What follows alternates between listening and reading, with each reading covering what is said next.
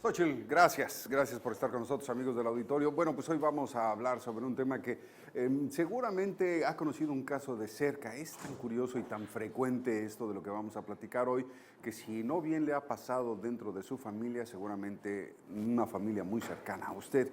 Y ha podido apreciar cómo este capítulo modifica drásticamente, dramáticamente la dinámica de todos los miembros de la familia. Una enfermedad cuando llega a casa, y sobre todo si es una enfermedad grave, una enfermedad prolongada o aquellas de las cuales no se espera mejora, sino únicamente un desenlace fatal. Imagínese usted, no tan solo es la angustia emocional que embarga a toda la familia y a los más cercanos al enfermo, sino la carga, y quiero decirlo así con todo respeto, la carga que representa para todos el organizarse para el cuidado del mismo, que empieza a requerir de cuidados muy especiales, sobre todo cuando no se puede valer por sí mismo.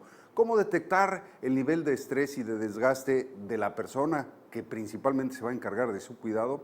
¿Y qué hacer en estos casos? Bueno, pues ahora está con nosotros la psicóloga Claudia Esparza para darnos algunos consejos al respecto. Claudia, ¿cómo estás? Buenos días. Hola, ¿qué Bienvenida. tal? Buenos días, Javier. Muy buenos días a todos. Y sí, bueno, efectivamente, el día de hoy vamos a hablar acerca de cómo podemos darnos cuenta, cómo podemos detectar ese nivel de desgaste, de estrés, de sobrecarga del cuidador en este caso, ¿no? Y primeramente quisiera empezar como por describir qué es lo que implica, ¿verdad?, ser el cuidador de un enfermo. Y no me estoy refiriendo a esto como una profesión, quizás hablando de una enfermera, de un enfermero, sino que quiero hablar de la mamá, del papá, de la esposa, del hijo, de la nieta, que por azares del destino le toca cuidar a un familiar enfermo, ¿no? Entonces, ¿qué es lo que implica? Bueno, implica que el cuidador va a tener que dejar de hacer ciertas actividades por tener que dedicarle mayor tiempo al enfermo, ¿verdad? Esa es una. Dos, seguramente tendrá que descuidar un poco a la familia, al esposo, a los hijos, precisamente por este tiempo que tiene que dedicarle al enfermo. Quizás tenga que hacer cosas que nunca ha hecho o que no está acostumbrado, o cosas que no le agradan, que no le gustan, como por ejemplo a lo mejor tener que limpiar una herida, limpiar una llaga, limpiar un vómito, bañarlo, tal vez tener que limpiarlo, ¿no? Cuando el enfermo por sí solo no puede limpiarse cuando tiene que hacer del baño, ¿no? Entonces es una serie de cosas que el cuidador de pronto tiene que hacer, que no está acostumbrado, y que a lo mejor hay personas que no, hay personas que son que les da fácilmente mucho asco, ¿no? Ese tipo de contacto. Hay personas que no, ¿verdad? Entonces, bueno, ¿cómo más nos afecta? Pues obviamente va a haber mayor estrés, obviamente quizás la vida social se ve afectada, la vida económica por tener mayores gastos, ¿verdad? Quizás menos tiempo a lo mejor para trabajar, Claro. ¿sí? Entonces, bueno, es una serie de cosas que implica el cuidar a un enfermo.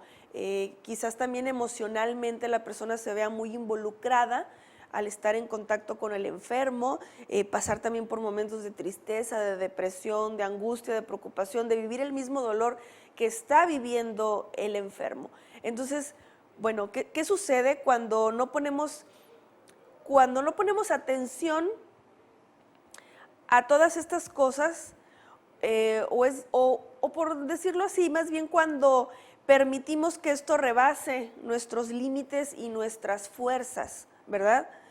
Fíjate que, bueno, nosotros en el consultorio manejamos un cuestionario que nos ayuda a determinar precisamente este nivel de sobrecarga, este nivel de desgaste emocional, de estrés, para poder orientar a la persona a cómo se puede cuidar mejor. El cuidador también necesita que alguien lo cuide. El cuidador también necesita aprender a planear una serie de estrategias, a tener una planeación de su de su tiempo, de cómo va a organizar su tiempo para que dentro de todas esas actividades que tiene que hacer también se dedique tiempo a sí mismo. Ahora, déjame preguntarte algo, Sí. Claudia.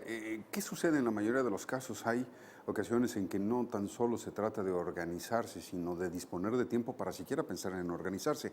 Esto es, cuando nada más hay un solo cuidador, alguien que es el único que puede dedicarle el tiempo mínimo que requiere el enfermo para lo más básico. ¿Por qué? Porque no hay más miembros en la familia, porque es el único familiar disponible, o simple y sencillamente porque es el único que está dispuesto a poner de su tiempo físicamente para estar con el enfermo. ¿Cómo puedes planificar, cómo puedes modificar un escenario como esos? Sí, o sea, yo creo que definitivamente la persona tiene que buscar el momento, así sean 10 minutos, no creo que no tenga 10 minutos en el día, que se siente a plasmar y tiene que aprender a discernir lo que es urgente, lo que es importante y lo que puede esperar para después. Entonces, puede hacer listas, o sea, conseguirse un pizarroncito, colgarlo donde lo pueda ver, en la cocina, en la sala, donde lo vea, ¿no? O sea, ahí apuntar cuáles son las prioridades, cuáles son las actividades que tiene que hacer, cuáles son los pendientes y también aprender y buscar ayuda y aprender a delegar, ¿no? El cuidador tiene que buscar con quién apoyarse. Por más que, digamos, la persona está sola, pero siempre va a haber alguien que le puede echar la mano, siempre va a haber un buen vecino, siempre va a haber un conocido, inclusive hay asociaciones, hay fundaciones que te pueden echar la mano en ese aspecto, ¿no? Entonces, indagar, buscar dónde podemos pedir ayuda, ¿verdad? Para que algún voluntario de alguna asociación pueda ir a casa y ayudarnos, ¿no? Sí los hay, sí existe. Entonces, es importante la planeación del tiempo y distinguir, como te digo, lo que es urgente, lo que es importante y lo que puede esperar para después. Pero también en esas cosas que son importantes estoy yo. Si yo no estoy bien, difícilmente voy a poder estar al 100 para poder cuidar a otra persona. Es difícil, ¿no? Es desgastante realmente. Claudia, sí, obviamente debe de serlo para ambos, ¿no? El enfermo, por un lado, la impotencia de no poder valerse por sí mismo y de saber que de alguna manera y desde su perspectiva está siendo una carga para un familiar, para un amigo o para el cuidador en sí, siempre y cuando no sea alguien que se le paga para ello, ¿verdad? Estamos hablando de un familiar. Sí, claro. Para el familiar también representa ese estrés acumulado que va haciendo surgir pensamientos que a veces hasta él mismo lo espanta, ¿no? Pensamientos como, ya estoy harto, Sí, qué barbaridad, claro. ¿por qué no? Porque soy yo, Sí, no, o y hasta se cosas vale. más fatalistas. O sea, se vale que reconozcas que te hartas, que estás cansado, que estás frustrado, pero es importante que lo platiques con alguien, ya sea con una amistad, con otro familiar o que acudas a pedir ayuda, en este caso a un psicólogo, ¿verdad? Con quien puedas, inclusive con el médico, con la enfermera, cuando vas a las visitas del médico, o sea, buscar quién te puede asesorar, quién te puede ayudar. Se vale poder expresar todo lo que sientes, porque muchas veces también los cuidadores se enfrentan a ciertas actitudes o ciertas conductas del enfermo que no son muy positivas y que no son muy agradables, ¿verdad? A veces te tienes que enfrentar con la frustración del enfermo, con la amargura del enfermo, con la depresión del enfermo, con el no quererse cuidar, etcétera, y entonces eso es bastante estresante. Sí, lo es una sumatoria, pues, el cansancio, la fatiga de la dedicación, más el tener que soportar las groserías, el mal temperamento, el mal carácter del enfermo, y que además sea un familiar tuyo que ames. Toda esa confusión ha de ser un caldo espantoso, ¿verdad? Así es. Claudita, así muchísimas gracias por visitarnos, pero mira, nadie mejor que tú para orientar a cualquier persona que esté pasando por una situación como estas. Danos tus números de contacto. Así es, me pueden localizar en el 664-281-2350 y brevemente el día de mañana los invito a una plática gratuita que está enfocada esta plática para todas las personas que tienen una discapacidad, una limitación física, ya sea por un accidente, por una enfermedad o de nacimiento. Esta plática se titula Estar bien para emprender. Será a las 3 de la tarde en Codit, Avenida Centenario, enseguida de la estación de bomberos número 6.